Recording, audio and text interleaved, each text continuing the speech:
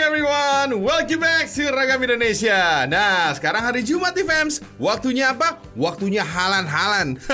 Jalan-jalan deh. Nah, pokoknya tonton terus Ragam Indonesia. Karena apa? Karena Indonesia mendunia.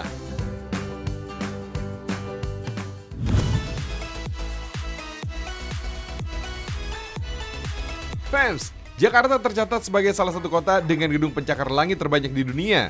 Bukan hanya gedung perkantoran aja fams, tapi banyak juga nih diantaranya berupa mall atau pusat perbelanjaan. Nah, speaking about mall, pernah kepikiran nggak fams? Mall apa sih yang pertama kali ada di Indonesia?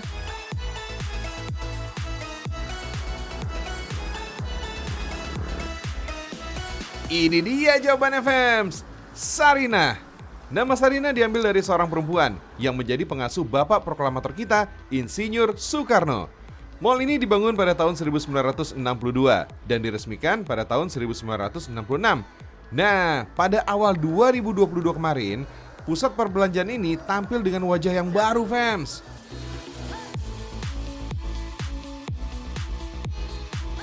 Yang nggak pernah sepi pengunjung di sini adalah toko kue legendaris asal Bandung yang udah eksis sejak tahun 1967. Meskipun berasal dari Bandung, tapi isinya bukan cuma serabi atau cilok aja fams. Udah gitu harganya juga murah meriah, mulai dari 2.000-an aja. Hari gini harga 2.000-an di mall mana ada sih? Oh iya, kalau soal rasa, wah ini nggak perlu diraguin lagi nih fams. Misalnya yang satu ini nih, namanya kueku. Kue ini banyak juga nih menyebutnya kue tok. Kueku ini juga mirip-mirip dengan marzipan atau kanom lukchup asal Thailand. Nah, kalau yang ini namanya kue cucur. Ini jajanan asal Jawa Barat, fams. Wits, warna coklat ini bukan berasal dari coklat batangan ya, melainkan dari campuran gula merah, tepung beras, dan air. Selain warnanya yang khas, bentuk kue ini juga unik banget. Terlihat layaknya bunga, dengan serat kue di atas permukaannya. Kalau yang ini udah mulai langka nih fams. Tapi bukan donat ya, tapi jalabia. Memang sama-sama berlubang di tengah, tapi lingkarannya nggak beraturan dan lebih besar dibanding donat. Masih ada nih jajanan lainnya nih fams. Selain ada talam nangka, ada lepet, dan ada juga jagung manis tuh. Selain kue-kue jajanan, ada juga nih spot pasar Nusantara fams. Mirip-mirip pusat jajanan serba ada fams. Mau yang enteng-enteng aja, macam asinan dan rujak, wah ini ada. Mau tutuk oncom, bisa langsung bongkos. Memang fams, yang dijual di mall ini harus Indonesia banget. Salah satunya batik asal Pekalongan, Jawa Tengah, yaitu batik Dudung. Batik ini merupakan milik seniman batik Dudung Ali Syahbana. Batik ini bukan hanya dikenal di Pekalongan dan di sekitarnya aja fams, tapi sampai dunia internasional juga udah mengakuinya. Bahkan batik karya Pak Dudung ini juga terpasang di Istana Kerajaan Thailand. Makanya jangan kaget fams kalau harganya 70 juta rupiah aja fams.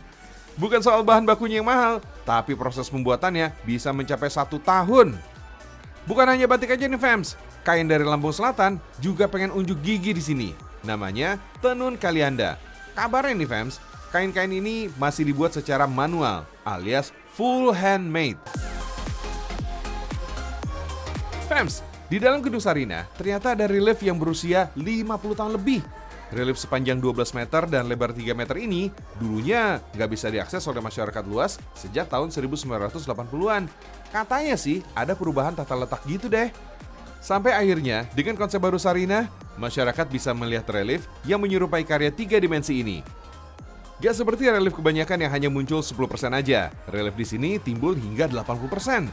Relief ini merepresentasikan kegiatan ekonomi kerakyatan, terutama di bidang pertanian, perkebunan, dan perikanan. Bukan hanya jadi mall pertama, tapi Sarinah juga punya eskalator pertama di Indonesia. Sebenarnya eskalator ini masih bisa beroperasi fams, tapi karena umurnya udah ketuaan, akhirnya hanya beroperasi saat acara-acara khusus saja. Nah, kalau udah di sini yang harus dikunjungin adalah spot Sky Deck. Dari sini bisa dapat view bagus nih, pemandangan metropolitan Jakarta. Makanya, ini juga yang menjadi spot favorit pengunjung di Sarinah.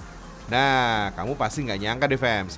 Biarpun di kawasan Sudirman Tamrin banyak gedung pencakar langit, Tapi lebih dari 50 tahun yang lalu, gedung inilah satu-satunya pencakar langit di kawasan ini. Tapi itu dulu ya fams. Kalau sekarang, sejauh mata memandang, yang kita lihat di Jakarta ya gedung-gedung yang tinggi plus macet-macetnya, terutama pas jam sibuk.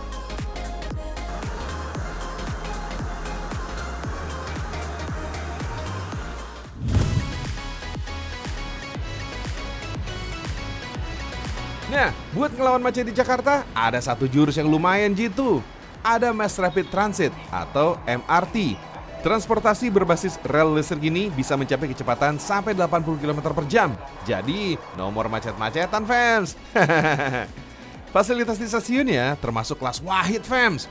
Desainnya nggak kalah sama stasiun yang ada di luar negeri. Untuk beli tiketnya, penumpang harus menggunakan mesin tiket elektronik. Tarifnya antara Rp3.000 sampai Rp14.000 tergantung jarak rutenya.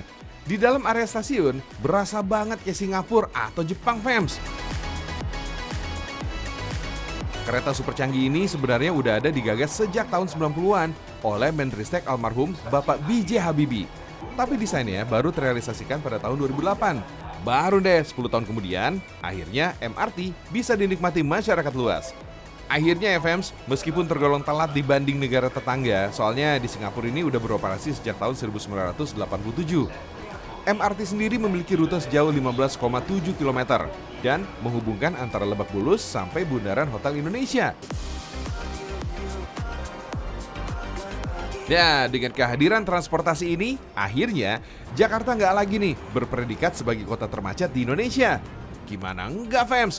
Untuk satu rangkaian gerbong aja bisa ngangkut hingga 1.900 orang penumpang dalam satu hari. Diperkirakan ini bisa mengangkut hingga 65.000 orang.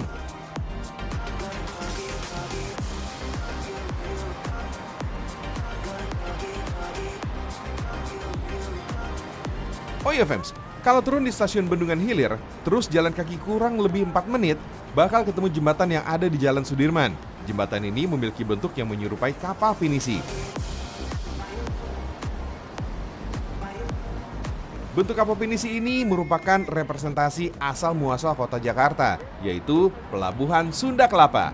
Dulunya nih fams, di Pelabuhan Sunda Kelapa banyak bersandar kapal pinisi dari berbagai wilayah. Jembatan ini juga dilengkapi anjungan yang menggunakan teknologi canggih, fungsinya untuk menjamin keselamatan penggunanya. Kalau lebih dari 50 orang, sensornya bakalan bunyi dan harus gantian dengan pengunjung lainnya. Wah, keren!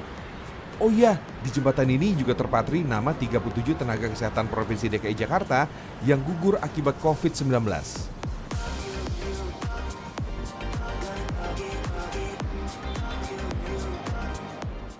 Fams, memang nggak salah ya kalau Jakarta itu dibilang ya kota serba ada ya. Nah, dulu sesuatu ini ada di luar negeri, tapi ada di Indonesia sekarang. Nah, makin banyak lagi. Pengen tahu seperti apa itu? Apakah itu? Nah, kita simak sama-sama liputannya ya. Ini dia.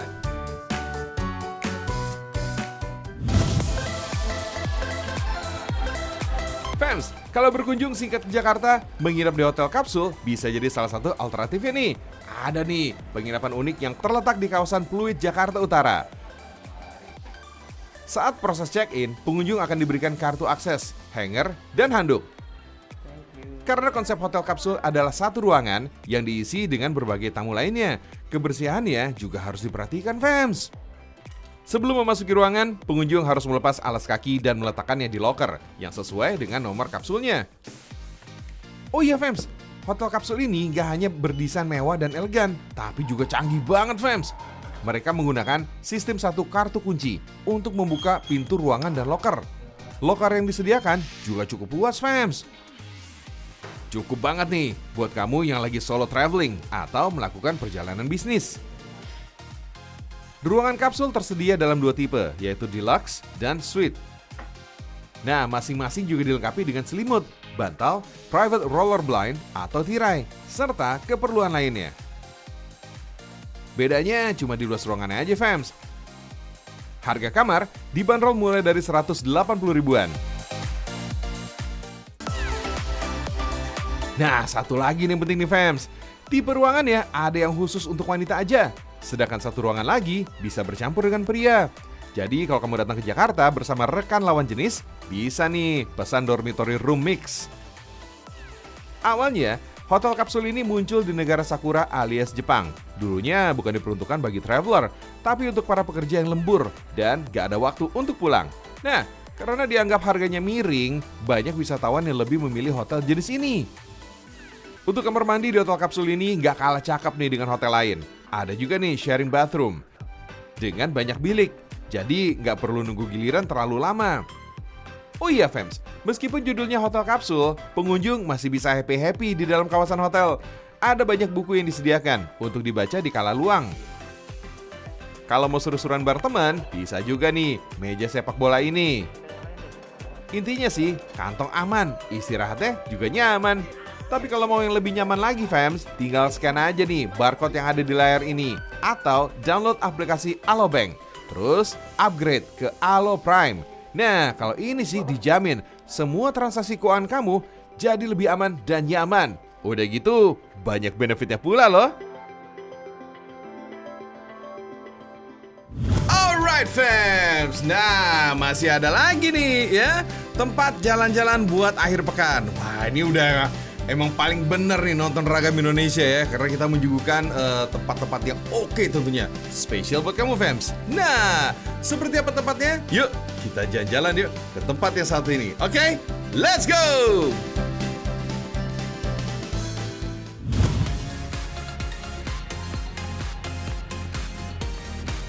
Ngomongin alam tanah Priangan emang gak ada habisnya fams. Keindahan ya gak ada duanya. Salah satunya surga tersembunyi di Ciletuh, Sukabumi. Siapa coba yang gak kagum sih melihat pemandangan kayak gini? Wah, super banget kan fams. Pemandangan ini berasal dari sebuah penginapan di Ciletuh, Sukabumi yang bernama Ciletuh Lodge Hills. Kalau dari kota Sukabumi butuh waktu kira-kira 3 jam, tapi worth it kok.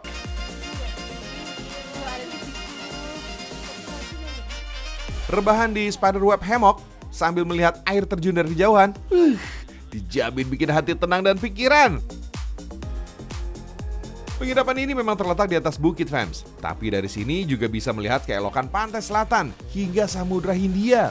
Bentangan alamnya juga menakjubkan fams. Deretan air terjun yang tinggi menyeruak di balik hamparan tebing. Tebingnya ini masih alami banget fams.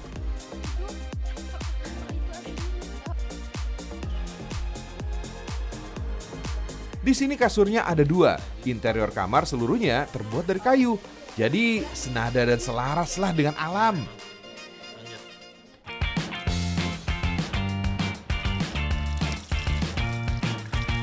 Luar biasanya lagi nih fams, kamu bisa menikmati pemandangan ini di whirlpool alias jacuzzi. Nah, berendam di jacuzzi ini berasa dipijat fams, soalnya ada jet airnya. Biar makin mantap, berendamnya bisa sambil minum kelapa muda. Mantap jiwa kan? Surga dunia banget lah pokoknya fams. Kalau kamu tertarik nginep di sini, siapin aja nih budget 2,5 juta sampai 3 juta rupiah per malam. Sebanding banget kok sama suasana yang didapat.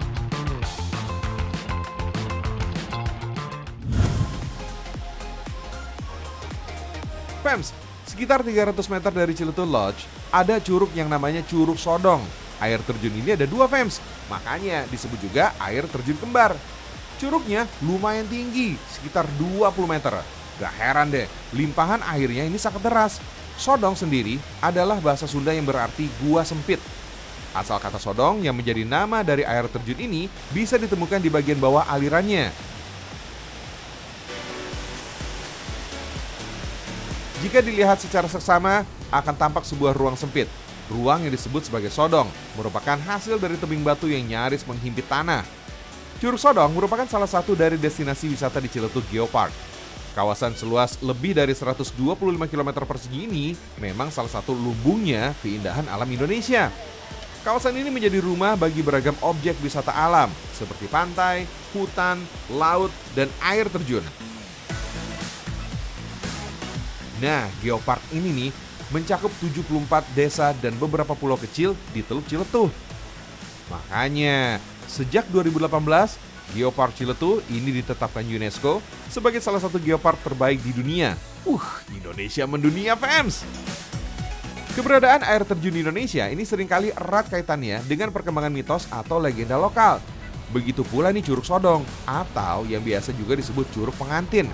Salah satu mitosnya adalah larangan berenang bagi pasangan. Konon nih fams, pasangan yang berenang di telaga air terjun tidak akan keluar dengan selamat. Meski memiliki nama lain Curug Pengantin, tapi awas nih, di sini bukan tempat mojok ya fams, awas ya. Mitos lainnya adalah terkait batu yang tidak pernah jatuh. Di pucuk aliran curug terdapat sebongkah batu besar yang tidak akan bergerak meski diterjang arus deras.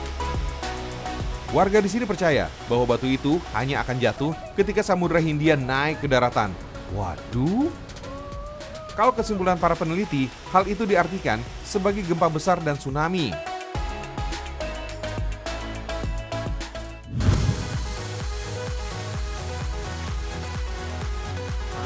Oh iya fams, di kawasan Ciletuh ada pulau yang namanya Pulau Kunti. Agak-agak horor ya namanya ya. Jaraknya sekitar 30 menit dari dermaga Palangpang. Sepanjang perjalanan menuju Pulau Kunti, kita akan disuguhi panorama alam yang menakjubkan. Patahan tebing yang terbentuk selama puluhan juta tahun terbentang sejauh mata memandang. Dinamakan Pulau Kunti karena ketika air sedang pasang, deburan ombak yang menghantam bebatuan, suaranya terdengar kayak suara ketawa kuntilanak. Walah!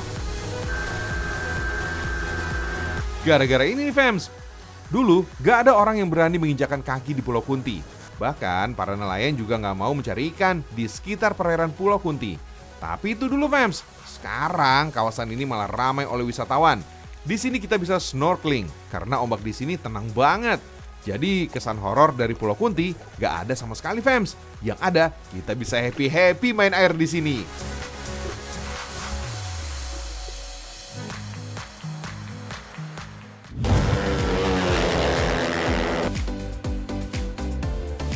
Belum lama ini di Ciletuh ada festival yang namanya Festival Nelayan. Festival yang rutin digelar tiap tahun ini sempat stop selama pandemi. Baru dilangsungkan kembali pada tahun 2022 ini fams. Bisa dibayangin dong besarnya animo penonton yang menghadiri festival ini. Salah satu acaranya yang unik adalah drag race di pinggir pantai. Kalau biasanya drag race ini digelar di sirkuit atau di jalanan. Nah kali ini digelar di bibir pantai. Jarak treknya lumayan panjang fams, sekitar 1,5 km. Para peserta dibagi berdasarkan kelas motornya. Ada motor bebek, motor matic, skuter, sampai motor-motor dengan jenis tertentu. Gak tanggung-tanggung fams, jumlah kontestannya mencapai 400 orang. Gak ketinggalan nih, ini alias Ikatan Motor Indonesia sebagai wadah resmi otomotif tanah air juga ikut digandeng. Jadi drag race pantai ini bukan balapan liar ya.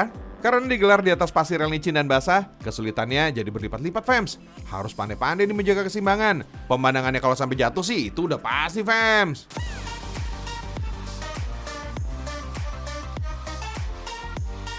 Motor yang digeber sekencang-kencangnya memang PR banget nih bagi yang nggak biasa.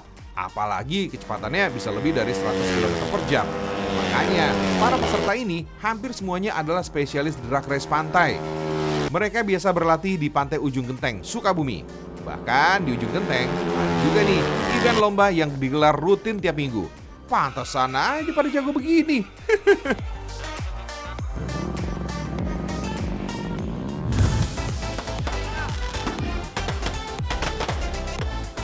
Ini dia acara puncak Festival Nelayan Ciletuh Fams, yaitu pelepasan 1000 lampion ke udara. Lokasinya masih sama kayak drag race tadi, di Pantai Palangpang, Desa Ciwaru, Kecamatan Cikmas, Kabupaten Sukabumi. Pelepasan ribuan lampion ke udara ini membuat langit Ciletuh seketika menjadi terang. Lampion ini diterbangkan oleh warga dan juga wisatawan yang datang. Lampion yang disediakan panitia langsung ludes di serbu pengunjung. Meskipun nyalain lampionnya nggak gampang, tapi mereka bersemangat banget nih fams. Oh iya fams, lampion sendiri berasal dari negeri Tiongkok. Akar sejarahnya panjang banget. Diperkirakan lampion udah ada sejak abad ke-3 Masehi. Bukan cuma lampion, di sini juga digelar pesta kembang api. Wah, makin meriah nih. Rencananya, festival lampion dan kembang api ini bakal digelar rutin tiap tahun demi menarik wisatawan ke kawasan Ciletuh.